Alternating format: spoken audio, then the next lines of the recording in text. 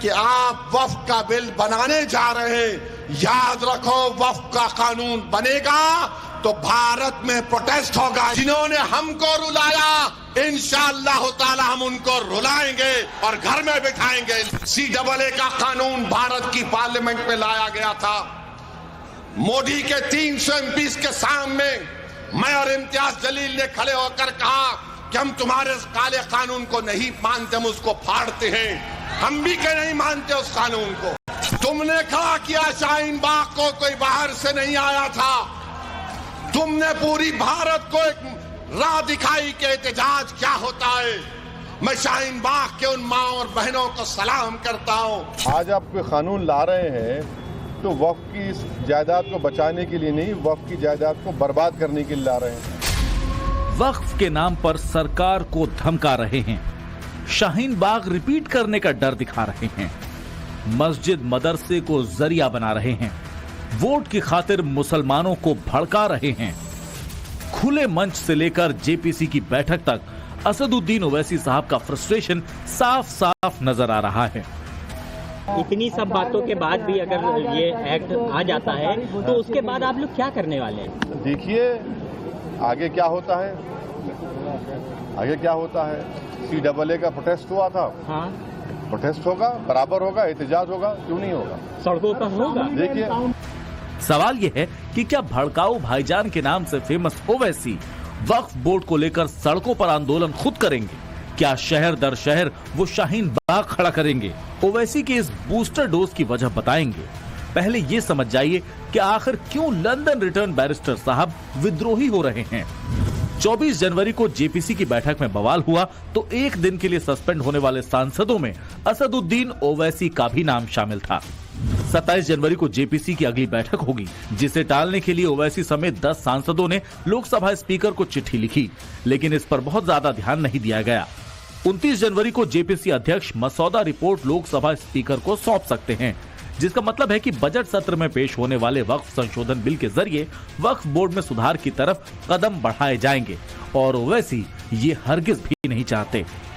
इसीलिए ओवैसी आपा खो रहे हैं, धमकियों पर उतर आए हैं, वक्फ बोर्ड को जरिया बनाकर CAA जैसे हालात पैदा करने की चेतावनी दे रहे हैं। देखिए ये जो वक्फ का बिल है ये बहुत ही नाजुक मसला है। जल्दबाजी में अगर सरकार ये चाहती है कि बुलडोज करके जॉइंट वर्किंग कमेटी से इसको पार्लियामेंट को लाया जाए तो इसके बहुत बुरे नतीजे निकलेंगे, कानूनी तौर पर भी और एक कम्युनिटी पर इसका बहुत बुरा असर पड़ने वाला है। क्योंकि इसमें जो अमेंडमेंट्स प्रपोज किए जा रहे हैं वो वक्फ प्रॉपर्टीज को बचाने के लिए नहीं किए जा रहे हैं, वो वक्फ प्रॉपर्टीज को बर्बाद करने के लिए किए जा रहे हैं।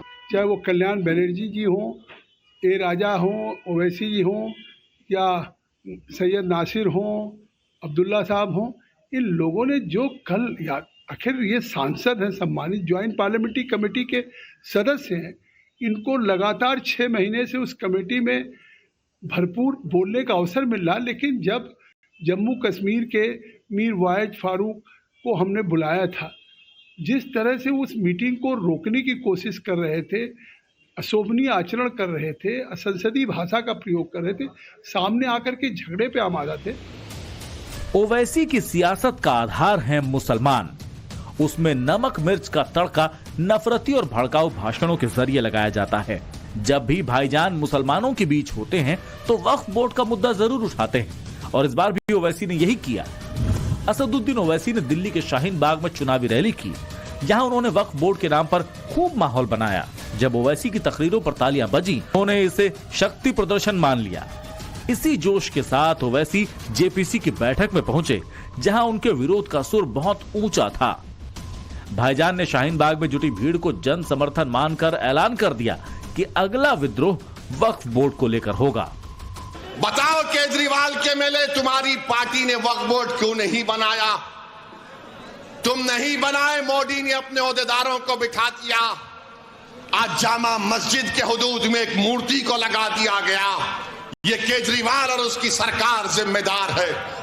वक्फ की प्रॉपर्टीज को दिल्ली में लूटा जा रहा है। और ये बीजेपी का डर दिखा रहे हैं। आप सिर्फ मुसलमानों को उनके मजहबी तरीके से शादी या डिवोर्स या फिर जायदाद का बंटवारा उसको रोक रहे हैं। तो कहाँ है यार, आप तो Hindu marriage act, Hindu succession act में तो लागू नहीं हो रहा। और ये झूठ बोल रहे हैं। इस देश में ऑलरेडी अगर आप अपने रिलीजन के कानून के तहत कोई चीज नहीं करना चाह रहे तो आपके पास स्पेशल मैरिज एक्ट है, इंडियन सक्सेशन एक्ट है, जुवेनाइल जस्टिस एक्ट है, उसको इस्तेमाल करिए ना। ओवैसी की जुबान पर जो बात मीडिया के कैमरों के सामने खुलकर नहीं आई, वो दिल्ली के मुस्तफाबाद में क्लियर हो गई। ख्वाब मुगलई ये कि सीएए के दौरान जो हुआ वही वक्फ बोर्ड को लेकर होगा, मगर ओवैसी भूल गए कि मोदी सरकार ने मुकम्मल इंतजाम किए हैं। देश में कोई शाहीन बाग फिर से खड़ा ना हो, इस बात पर अच्छा खासा फोकस है। और फिर शाहीन बाग में शक्ति प्रदर्शन का मतलब पूरे देश के मुसलमानों का सपोर्ट नहीं होता। मोदी सरकार जब ट्रिपल तलाक के विरोध को लेकर बिल लेकर आ रही थी, उस दौरान भी ओवैसी समेत तमाम मुस्लिम लीडर्स ने इस बात की धमकी दी थी कि कुछ बड़ा हो जाएगा, लेकिन सारा का सारा विरोध हवाई हो गया, कुछ नहीं हुआ। उसके बाद में जब धारा 370 और 35 से हटाई गई, उस दौरान भी कोई भी चीज टस से मस नहीं हुई। जम्मू कश्मीर में एक गोली तक नहीं चली। ऐसे कई मौके आए जब तमाम ये लीडर्स इस बात को कहते रहे कि सरकार के इस निर्णय के गंभीर परिणाम देखने को मिलेंगे, लेकिन ऐसा कुछ हुआ नहीं। और वही डर वक्फ बोर्ड में संशोधन को लेकर असद उद्दीन ओवैसी को सताया जा रहा है। इसीलिए वो कैमरे पर ना डरने की बात करते हैं, लेकिन वक्फ के नाम पर मजहबी राजनीति खत्म होने की चिंता अंदर तक उन्हें खाए जा रही है। जिन्होंने हमको रुलाया, इंशाअल्लाह ताला हम उनको रुलाएंगे और घर में बिठाएंगे इंशाअल्लाह ताला। हम कब तक हम कब तक आंसू बहाते रहेंगे, हम कब तक हाथ को मसलते रहेंगे कि कैसे होगा। अरे याद रखो, कोई आसमान से आने वाला नहीं है, कोई नीचे जमीन से निकल कर आने वाला नहीं है। आप जमीन पर हैं, सीना तान कर अपना फैसला करो और डर की बुनियाद पर मत करो। हम सिर्फ रब्बे कायनात से डरने वाले हैं, हम कोई आरएसएस, मोदी या किसी जालिम हुकूमत से डरने वाले नहीं हैं। हमारे फैसले रब्बे करीम करता है और हम अपने मुकद्दर के फैसले करेंगे। वक्फ को लेकर जो शब्द ओवैसी के हैं, वैसी ही तलखी तौकीर रजा की भी थी। कई मौलानाओं और मुस्लिम नेता भी इसी लकीर पर चलते दिखे। तौकीर रजा ने धमकी दिल्ली को घेरने की दी थी, लेकिन आज वो पर्दे के पीछे हैं। मौलाना अरशद मदनी भी इसी तरह की हसरतें रखते थे, लेकिन नफरती स्पीच के आगे नहीं बढ़ पाए। कांग्रेस सांसद इमरान मसूद ने भी दिल्ली में प्रोटेस्ट का आह्वान किया, लेकिन उनकी तारीख आज भी नहीं तय हो पाई है। अब असदुद्दीन ओवैसी फ्रंट रनर बनने की कोशिश कर रहे हैं, लेकिन रिजल्ट क्या रहने वाला है वो अच्छी तरह जानते हैं। मैं इस दुनिया में रहूं या ना रहूं, अगर तुम ये काम नहीं करोगे तो 50 साल के बाद तुमको मेरी इस तकरीर के अल्फाज याद आएंगे कि एक दीवाना आकर हमसे कहा था कि अगर हमको अपने मसाइल को हल करना है, अगर हमको इंसाफ चाहिए, अगर हमको इज्जत चाहिए, अगर हमको मान सम्मान चाहिए, अगर हमको अपने बेटों को, अपने भाइयों को, अपने बाप को अपने साथ देखना चाहते हैं, जेल में नहीं, तो लीडरशिप बनाओ मेरे भाई, लीडरशिप बनाओ। याद रखो, कोई आसमान से उतर कर तुमको लीडर नहीं बनाएगा। ये सब बुलडोजर चलाया जा रहा है। ये वक्फ, ये जो जेपीसी है उसको समय दिया गया है मेरे ख्याल में मार्च के अंत या अप्रैल के पहले सप्ताह के तक, पर जबरदस्ती अभी वो रिपोर्ट पेश करना चाहते हैं। कोई उस पर चर्चा नहीं हुई है। देखिए, वाकफ बिल जो आया है वो तो पारित होना ही है, सारा देश चाह रहा है, और ये एक प्रकार ब्रिटिश कानून जैसा गुलामी का निशाना है। लेकिन इसको अटकाने के लिए विरोधी जो पार्टियां बहुत भरपूर प्रयास कर रहे हैं। सीए को पारित अटकाने का प्रयास किया, जीएसटी बिल को भी अटकाने का प्रयास किया, 370 को अटकाने का प्रयास किया, लेकिन सफल नहीं हुए। आज केवल ड्रामा वोट के लिए मुसलमानों को दिखाया जा रहा है, तुम्हारे लिए हम लड़ रहे हैं। ओवैसी को मुसलमान ही किस तरह एक्सपोज कर रहे हैं ये भी आपको बताएंगे, लेकिन ये समझना भी जरूरी कि उनका नैरेटिव कितना काम कर रहा है, तभी उनके वक्फ के विद्रोह का स्वरूप समझ में आएगा। 2019 में ओवैसी की पार्टी के 2 सांसद थे, लेकिन अब वो अकेले सांसद रह गए हैं।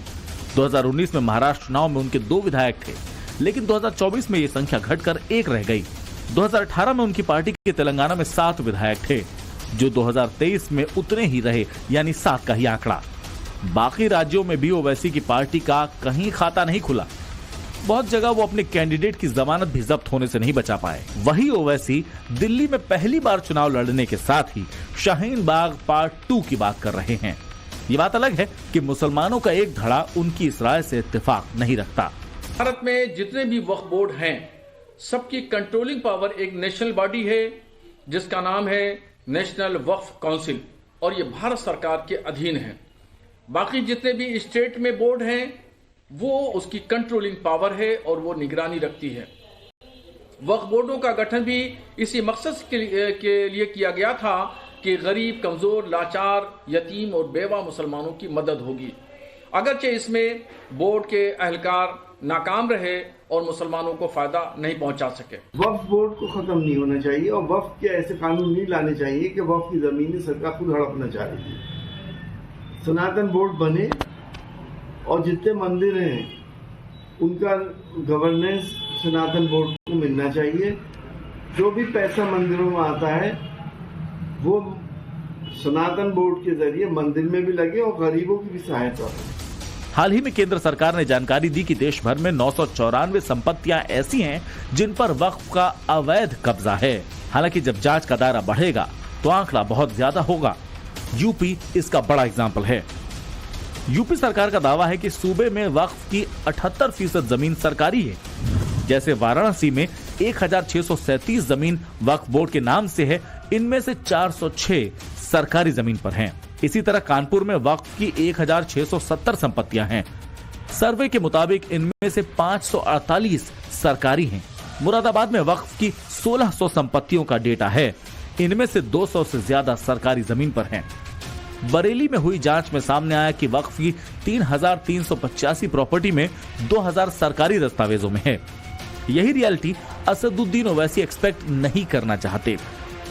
बरेली में हमारे को जो कार्य दिया गया था अल्पसंख्यक विभाग को, वो बेसिकली गजट और दफा 37 में कितनी वक्फ संपत्तियां दर्ज हैं 1986 में जो गजट हुआ और R37 में, तो वो टोटल फिगर हमारी 3385 हमको संख्या रेवेन्यू विभाग को देनी थी, मतलब कि एसडीएम और तहसीलों को देनी थी। जेपीसी की पहली बैठक से ही ओवैसी बगावती मूड में रहे।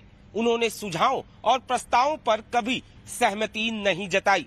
मस्जिद चले जाएंगे, मदरसे छीन लिए जाएंगे, मुसलमानों को उनकी संपत्ति से बेदखल कर दिया जाएगा, ये सब नैरेटिव ओवैसी ने जोर शोर से गढ़ने की कोशिश की।